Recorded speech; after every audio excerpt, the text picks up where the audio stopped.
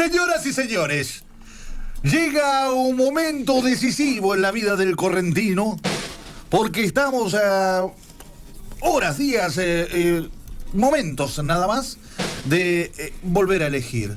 La fiesta de la democracia está en la otra puerta. Sí, porque el domingo ya viene.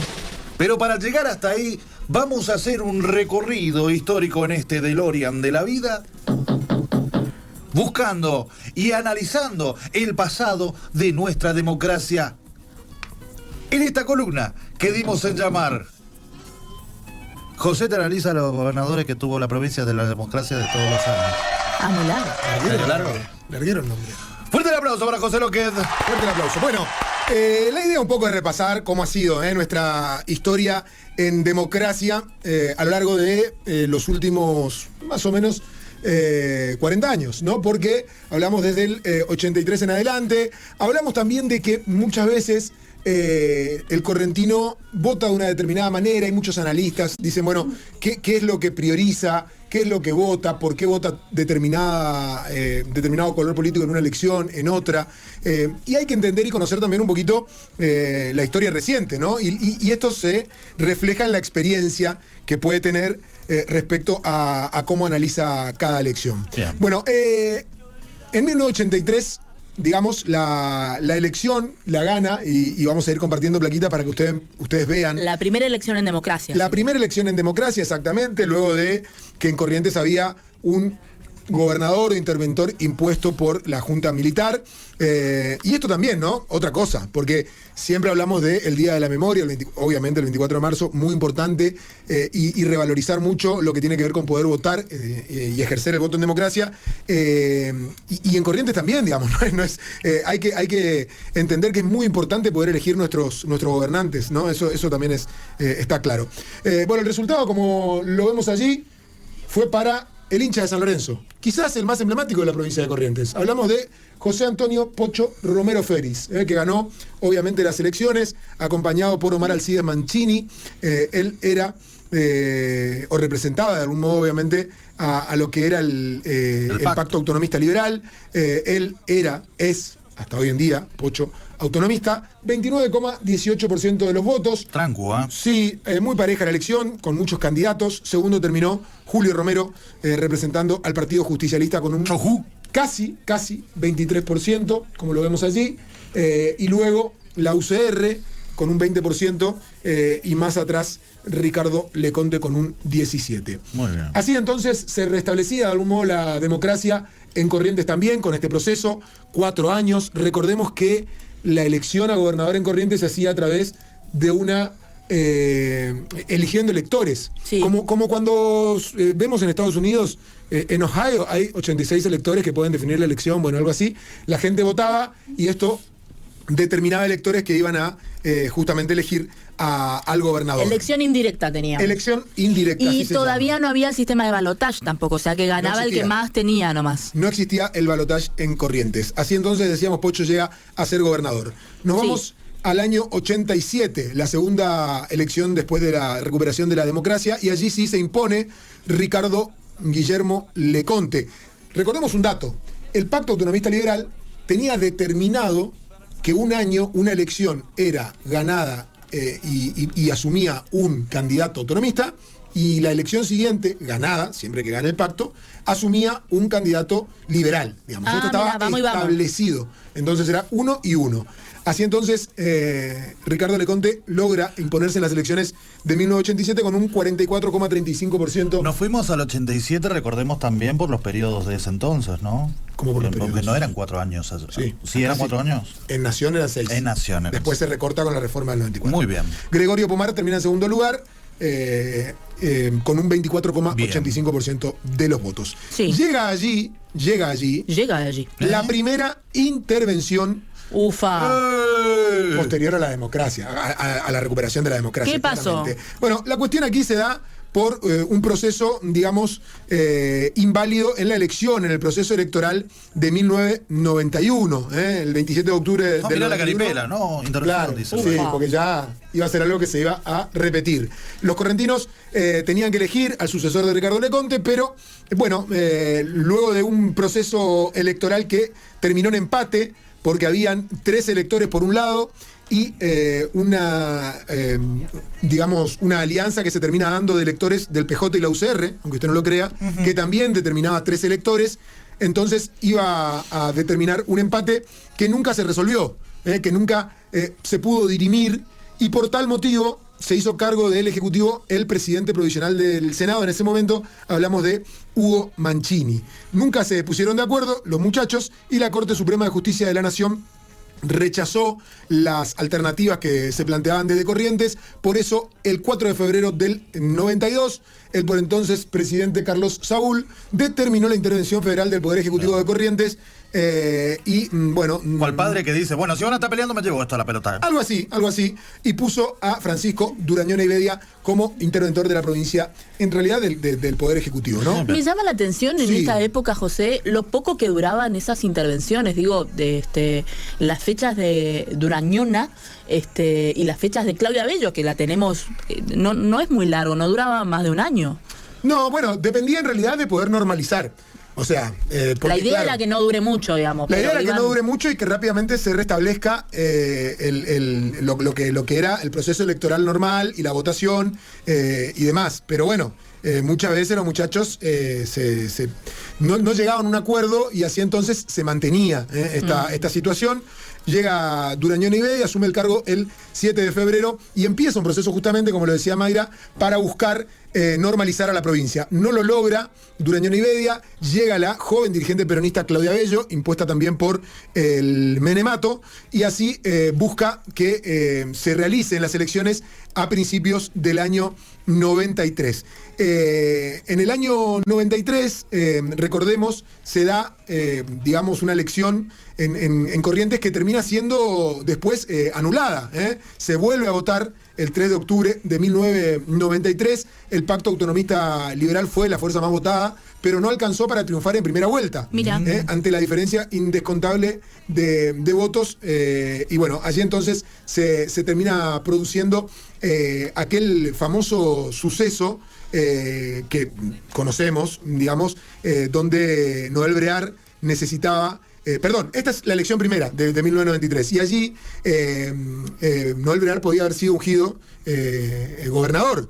Digamos, tenía los electores necesarios como para ser gobernador. Sí. Y el famoso caso del radical Ramón Tabaré Bruso, que era uno de los electores que tenía que votar a favor de Noel Brear y que increíblemente desaparece de la provincia, se va, se lo intenta reemplazar por otro para que pueda votar, para que pueda emitir el mismo voto que iba a emitir Bruso. Sí. La Justicia Nacional rechaza esto porque dice, no es intransferible el lugar del elector. Claro. Y así entonces se determina, como decíamos, una nueva fecha de elecciones. ¿Esto sucedió en qué año? 93. Principios del 93. Esta casi elección, digamos. Claro, se produce la elección, la gente va a votar, se determinan los electores y allí pasa esto que pasa. Hay un vacío legal, digamos, de algún modo, por decirlo de alguna manera sencilla, porque bueno, ¿quién va a votar por Bruso? Se va, y allí entonces se anula esa elección y se determina una nueva elección el 3 de octubre de 1993, que era lo que decía, y allí sí se impone el Pacto Autonomista Liberal, y el que llega al gobierno en ese año, en el año 1993, es Raúl Rolando Romero Félix. Tato. En binomio con Lázaro Chape, el Pacto Autonomista Liberal logra la victoria en el año 93 con el 47,73% de los votos sobre el 37,61% de la fórmula Alberto Di Filippo Rubén Prullas. Muy bien ganó. Allí sí ya con la reforma, sí. Y ahí sí ya digo con la elección directa, digamos, y con la posibilidad de un balotaje como lo conocemos ahora. Ya con toda la reforma. Con la reforma, con la elección directa, allí Tato gana entonces y es elegido gobernador. La siguiente elección, digamos, un dato, ¿no? En el 93, la UCR saca el 11,60% de los votos con Carlos Roldán como candidato. Y esto tiene que ver con que la UCR después, obviamente, ya sabemos, va a ser protagonista de el gobierno en Corrientes. En las elecciones, milenio. claro, en las elecciones del 97 no existía la posibilidad de reelección. Tato baja a la intendencia, es electo intendente, y el que iba a ser candidato a gobernador Fallece. era Rubén Darío Casco, que fallece en un accidente de tránsito, y es entonces Pedro Braida Pocar quien es elegido como gobernador, acompañado por Víctor Hugo Maidana. En primera vuelta logran un 48,49% de los votos contra un 19,67% de la fórmula del Pacto Autonomista Liberal, Carlos Tomasela, María Isabel Brisco de Romero Feris, Marley, y van a segunda vuelta. Y en segunda vuelta sí, y aquí se da la mayor diferencia de la que por ahí se menciona, 70,34% de los votos para el PANU, con Pedro Braida Pocar, contra un 29,66% de la segunda fórmula, digamos, en cantidad de votos, que era esa que para el mencionamos. registro, profe. Sí. Esta elección y esta segunda vuelta es la que más porcentaje Sí. sacó en la historia de Corrientes Sí. hasta ahora. Pero, insisto, una segunda vuelta. Una segunda vuelta. Exactamente, 70,34% de los votos. A ver, 97 sí, yo creo que ya era el mítico eslogan de Tato, que va para intendente, por supuesto, que era Tato, sin vueltas.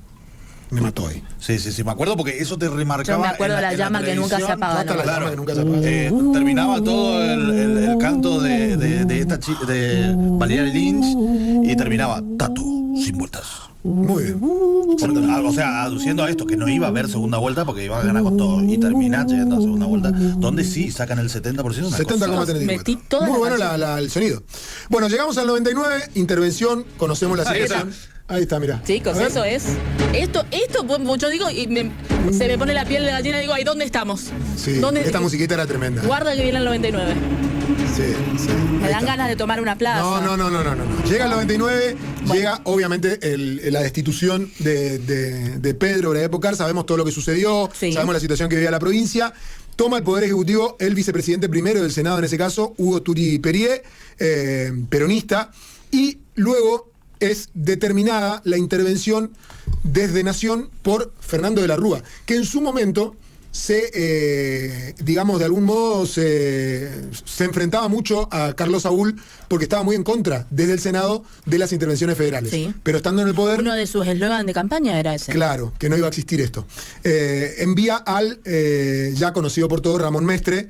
El 17 de diciembre de 1999 toma el poder Ramón Mestre hasta el 20 de marzo del 2001, intervención federal de Ramón Mestre, y luego asume allí Oscar Aguad, tristemente célebre para los correntinos, hasta el Oscar 10 de se casó diciembre, Aguad. exactamente, por todo eso, hasta el 10 de diciembre de 2001, donde nuevamente se producen elecciones, previas al 10 de diciembre, lógicamente, se producen las elecciones, y allí sí, el hombre venido de la ciudad del Payubre, de Mercedes, Ricardo Colombi, logra la victoria junto a Eduardo Botón Galantini. El Frente de Todos aparece en la escena provincial, logra un 40,94% de los votos en la primera vuelta, pierde en realidad, ¿no? Porque Claro. Raúl Rolando Romero Feris A ver, logra un 43,04%. A mí me llama mucho la atención esto. Después Eso de es la el dato. destitución, Ese es el dato. de la intervención, aún así, Romero Feris tenía un porcentaje fuerte de 43%. votos. Sí, lógico. Tenía un caudal muy importante porque había sido el hombre de la política en la década del 90, en Tal Corrientes. cual. Incluso el otro día lo charlábamos con Zuleta Puseiro. En el inicio de la década del 90, Tato irrumpe como una figura incluso con peso nacional, porque era las famosas camionetas que le tomaban el poder o el campo llegando al poder a Alfonsín, los jóvenes del interior enojados por la situación nacional, y Tato en ese contexto toma mucha fuerza, y él obviamente que también hace de algún modo su labor aquí en Corrientes para tener ese caudal de votos y ese acompañamiento. Del otro lado, recordemos, porque la gente va a escuchar Frente de Todos y va a decir, epa, ¿por qué Ricardo Frente de Todos? Pará. En esa época No, y en se llamó Frente de Todos y creo que fue el primer frente que se llamó de esa manera acá en Corrientes, y se llamaba de Todos porque incluía a todos los partidos Claro. radicales, justicialistas, liberales, históricamente se unieron de manera de Sí, sí. combatir de alguna manera al Partido Nuevo. Exactamente. Vayamos a ese momento. Estamos hablando del 2001. 2000, no, El momento de la votación es 2003, pero... pero te digo, en el fines del 2002, 2003, cuando arranca la campaña y demás, No, 2001 es la elección de Ricardo Colombi, gana. ahí es. Bueno, Claro, en esa, claro. en esa, en esa. Perdón. Yo hice las placas y no me Recordemos acuerdo. que llegaban una cantidad de gente desconocida para el capitalino, por lo menos, la gente del interior ya lo tenía reclara, o por lo menos para la gente de a pie, digamos, como éramos nosotros en ese entonces. y con una nueva, esto que se decía también. El aire fresco. Mucho eslogan que se te queda en la cabeza, el aire fresco. Y era como una especie de aire fresco porque era gente que nosotros no lo teníamos bueno, ni de vista. El eslogan era ese aire fresco y toda la tanto los afiches de Ricardo como los de ese momento el Mono Viñolo que iba para intendente eran un arcoíris, o sea, después de la tormenta del arcoíris. Y ni hablar de un candidato a presidente con un apellido impronunciable, o sea, no era todo nuevo. Sí, igual estamos Viñolo después. Pero sí, es cierto que era distinto y aparte Ricardo Colombi era el primer gobernador puramente del interior, digamos. Pues, podemos hablar de Tato de San Luis del Palmar, lógicamente, pero como dice Fede, puramente viniendo del interior. La mayoría de los gobernadores hasta ahora eran y de acá. Capitalinos. Sí, totalmente. Sí. Pasa que la fuerza de voto capitalino es muy fuerte. Sí, y antes era más aún. Claro. Creció mucho, obviamente, después el interior. Bueno, llegan a la segunda vuelta y allí da vuelta la elección de algún modo Ricardo Colombi y gana con el 51,23% de los votos contra un 48,77%. Parejita, obviamente, la segunda vuelta, pero se termina imponiendo Ricardo Colombi con el Frente de Todos, que unía el radicalismo con el Partido Justicialista y, como decía Mayra recién, una cantidad de partidos que se unieron de algún modo para hacerle frente a lo que era el PANU, que era el partido dominante en Corrientes. Llega el 2005, lógicamente que la Constitución no permitía la reelección, entonces allí es elegido de algún modo Arturo Colombi como candidato del Frente de Todos. Rubén Prullas era la pata peronista dentro de ese binomio y logra una contundente victoria allí en primera vuelta con el 60,56% de los votos. Ese ya fue arrastre también arrastre de Ricardo Colombi, de la gestión de Ricardo y de todo lo que fue el Frente de Todos. ¿Votación totalmente más importante en primera vuelta? Sin dudas. El 60,56% de los votos es el récord de votos en la primera vuelta contra un 32,43% de los votos que logró Rubín Robaina. Carlito Rubín con Estela Angélica Robaina, exactamente. Y en tercer lugar aparecía Gustavo Canteros. Con un 5,92% con el Frente Proyecto Corrientes. Proyecto Corrientes. Que era la tercera fuerza en ese momento del 2005. Yo los jingles soy una cosa que me absorbe. Y yo ¿cómo es? Los eslogan. 2005 intendente el Mono Viñolo, ahí sí. Que luego recordemos la pelea, obviamente, con Arturo y los problemas que tuvo como para hacer su gestión de intendente. Llega el 2009. Sí, señor. Ricardo Colombi. Y las primeras grietas con el gobierno nacional también. En el medio. Que se fueron ahondando ahí con Arturo. Sí, antes también hubo. Bueno, pero acá estábamos en pleno conflicto con el campo. Ahí arranca el campo. Bueno, 2007 se produce en Corrientes la reforma de la Constitución. Sí. Que permite la reelección que hoy tenemos y que conocemos, entre otras reformas que se impusieron, pero eso, en cuanto al eleccionario, era lo más importante. Por eso, Arturo Colombi puede ir por su reelección. Allí aparece él, vuelve Ricardo.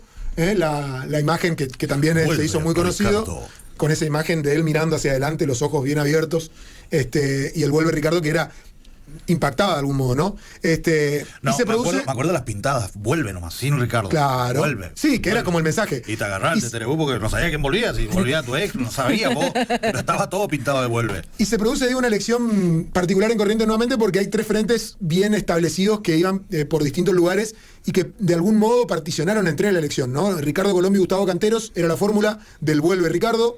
Encuentro por Corrientes, aparece ECO por primera vez. Arturo Colombi, que se había quedado con el Frente de Todos. A Eric Martínez y se queda con el Frente de Todos, exactamente. Y aparece Fabián Ríos como candidato a gobernador del Partido Justicialista, que escinde, digamos, o se separa de algún modo de las alianzas gobernantes, que hasta allí era parte. Junto a Fabián Prullas se presentan también como candidatos, como opción, y no le alcanza para la segunda vuelta, termina tercero el binomio de Fabián Ríos y Rubén Prullas, pero sí le alcanza para que Camago Espínola sea intendente de la ciudad capital, digamos. Un fenómeno que se dio en esa elección. Claro. Histórico, exactamente. 36,31 para Ricardo, 31,67 para Arturo y 30,74 para Fabián Ríos. Estuvo muy cerca de ingresar a la segunda vuelta. Me acuerdo que incluso esos recuentos de votos fueron de hasta 10 días después, porque se contaba voto a voto para ver si podía ingresar a la segunda vuelta. Finalmente la segunda vuelta... Una cuestión de color, porque ya en esa época, haciendo las placas, me daba cuenta de las elecciones que ya me tocó cubrir y esta, por supuesto, nos tocó trabajar. Ya había hablado Tassano reconociendo su derrota. Fue el primero que habló de eso, me acuerdo. Ya había hablado Fabián Ríos. y estaban en el hotel de turismo, el grupo del Frente de Todos de Arturo Colombia en esa época, sin dar conferencia de prensa. Y dieron una conferencia de prensa en la que estaban ellos más solos que Kung Fu, y sin decir nada, sin decir perdimos, ganamos. No, me acuerdo. Y era una sensación de, bueno, pero va a admitir que perdió, porque del otro lado ya está. Yo estaba en el hotel de turismo en ese entonces, y es verdad lo que decís. En serio, no había nadie. Y del otro lado estaban todos los compañeros del otro lado era allá. Ricardo hablando en la Unión Cívica Radical, en la sede de la Unión Cívica Radical. Y la sede del peronismo en ese momento estaba por calle San Lorenzo, entre Moreno y Belgrano, frente a donde hoy hay un supermercado. Allí estaban congregados dando conferencia, y Camau ya prácticamente festejando, y recuerdo bien, no queriendo festejar del todo porque quería esperar a que Fabián Ríos pueda llegar a una segunda vuelta. Bueno, cuestiones que no se dieron: 62,41 para Ricardo Colombi, 37,59 para Arturo, y así entonces se determina que Ricardo Colombi vuelve a ser gobernador de la provincia. 2013, la famosa elección contra Carlos Espínola y Nancy Sand, Ricardo Colombi y Gustavo Canteros, y la tercera fuerza allí fue la de Eugenio Nito Artaza y Adolfo Schneider, en el 50,78 para Ricardo Colombi contra un 45, casi 46% de Carlos Espínola, en una elección también muy pareja. En primera vuelta se termina imponiendo porque saca más del 50 Ricardo Colombi, y en el 2017, la última elección, la más cercana, la que todos tenemos, digamos, de algún modo. Perdieron. Perdieron. La de Gustavo Valdés, Gustavo Cantero, Eco más Cambiemos, 54,05% contra un 45,20% de Carlos Espínola y Nito Artaza, Corrientes Podemos Más. Por eso también me parece que esto que hablábamos antes, ¿no?, de esta posibilidad, o al menos esta encuesta que habla de más de un 70%, contra una fuerza, digamos, opositora en la provincia, que en las últimas 2 elecciones tuvo un 45%. O sea, sí, por eso también me parece que puede llegar a ser algo muy, muy llamativo. Si se dan estos números de los cuales se hablan, sería, por supuesto, algo histórico. Pero viendo la historia, ahora que la repasamos con José, toda la historia de estas elecciones, siempre hubo, pese a que haya confirmaciones y hayan ganado y demás, siempre fue muy reñido, siempre estuvieron ahí palo a palo. Y en las oportunidades en las cuales se venció con una amplia mayoría, estamos hablando de segunda vuelta. Sí, nunca hubo una elección, incluso que esté planteada como esta de movida. No, la verdad que es llamativo. Pero bueno. Y otra cosa, otro dato de color, qué bien que hacen, no sé quién se encarga de negociar las cosas, pero digo, Eugenio Nito Artaza, 2,96 había tenido en la elección del 2013. ¿Cómo logra llegar candidato a vice? Candidato a vice. ¿Con qué chapa dice usted? Claro. ¿Cuánto representa 2,9? Y muy poquito. Muy poquito, 2,9. Claro, ¿cómo llegás con ese porcentaje en una elección anterior a ser candidato a vicegobernador? Esas cosas que uno no entiende. Bueno, y un dato también que para que tengamos en cuenta de cómo ha crecido la cuestión en cuanto a partidos políticos, porque a principios del 2000 teníamos apenas 11 partidos. Hoy tenemos 56, digamos. Esto por también... por esto que decimos, por esto mismo. O sea, sacar algunos votitos de la elección te lleva a después a pelear algunos espacios de poder. Sí, sin duda. Y te vas armando. Entonces, nosotros decimos, bueno, no nos dieron nada, ¿qué hacemos? Y vamos a hacer un partidito. Porque es la forma de contar los votos también, y después ir a negociar y demás. Por eso es que van creciendo los partidos. Bueno, los partidos más chicos, los llamados partidos habrá más que ver chicos. qué sucede, si es que de algún modo hay una voluntad política para hacer una reforma política, como decíamos, y se termina buscando una alternativa a este sistema, que yo insisto, a mí me parece que no. Hay otras maneras de demostrar tu compromiso, tu trabajo, tu labor. Pero los frentes se van llevando todo por delante. O sea, hoy por hoy es total y absolutamente rarísimo que gane el radicalismo, que gane el peronismo, que ganen los liberales, que ganen... Pero ¿hasta qué punto? Porque pero la reforma no creo que vaya a eliminar los frentes. No, para nada, pero por eso te digo, o sea, estamos ya en un... De hecho, a nivel nacional también hay frentes. Claro, ¿no? Sabés que ya no gana un partido. Frente de Todos es el kirchnerismo, pero no, o es el peronismo, pero no está solo. Y tampoco del otro lado el PRO puede ir solo, ni la UCR puede ir sola. No ganan los partidos. Entonces, digamos, pero bueno, está bien. Lo que sí está claro es que la gente no tiene que entrar a un cuarto oscuro y tener 56 boletas. Eso, le preguntes a quien le preguntes, Sí, no está bueno. Nadie está de acuerdo, pero bueno, insisto, veremos si hay voluntad política para que se produzca. Aparte porque cuántas cosas tenés que estar revisando después para que no te anulen un voto a la hora del conteo, digamos, porque tenés tantas boletas que meter boletas truchas es re fácil. Pero además también, Fede, hay una cuestión de fondo, me parece, que tiene que ver con esto de que suponete que yo voy a votar a Gustavo Valdés y a Eduardo Tassano porque soy conteste con el partido de Perucho Casani. Sí. Porque me gusta las ideas de encuentro liberal. Sí. Pero yo voy a Cuarto Oscuro y pongo la primera boleta de encuentro con Valdés. Y entonces, pero estoy dando un ejemplo, puede ser del otro lado, diga, yo soy conteste con Alisandro Almirón. Vamos. Y voy pongo la boleta del partido. Y se presta más a la confusión de poner un nombre parecido. Claro, una boleta trucha, un fiscal avispado te empieza a anular votos. Porque, a ver, vamos a hablar de 50 y pico de boletas, ¿no? Sí. De esos 56 partidos, frentes, lo que sea, que tengan esas boletas, partidos. No tienen Hay dos frentes. la estructura que tienen, no sé, 5 o 6 partidos acá. Sí, lógico. Entonces lógico. no tienen tienen sus fiscales de mesa, no tiene gente que va a revisar la boleta, no tiene gente que esté ahí. O sea que las mesas siempre van a ser, ponerle el presidente de Igual mesa ahí, y 4 más. Igual ahí, Fede, los que defienden ese tipo de truchadas son los propios frentes. O sea, no hay necesidad de hacer ese tipo de cosas porque vos tenés los fiscales por frente. O sea, el frente Encuentro o Eco más Vamos Corrientes y el frente ¿Cuánto tiene? Corrientes, 36 tiene. y 30 y pico de un lado y 20 y pico del otro. Bueno, pero vos tenés un decís, fiscal que controla todo. Bueno, pero vos decís que va a estar ducho como para decir, bueno, voy a controlar las 36 boletas. Claro. No sabés, por ahí te pone acá y te la pone adelante, digamos, y empezás a votar mal y eso se anula. Sí, sin duda. Por eso también es importante, chicos, esto que se viene diciendo, más por una recomendación de pandemia, pero que viene bien a la hora de tener tantas boletas, de ir con tu boleta. Claro. Ir con tu boleta, tu alcohol en gel y tu virome. Totalmente. En principio, para ir a votar el próximo domingo. Pero la verdad, muy linda clase de educación cívica. Bueno, bien, Me sumamos encantó. info.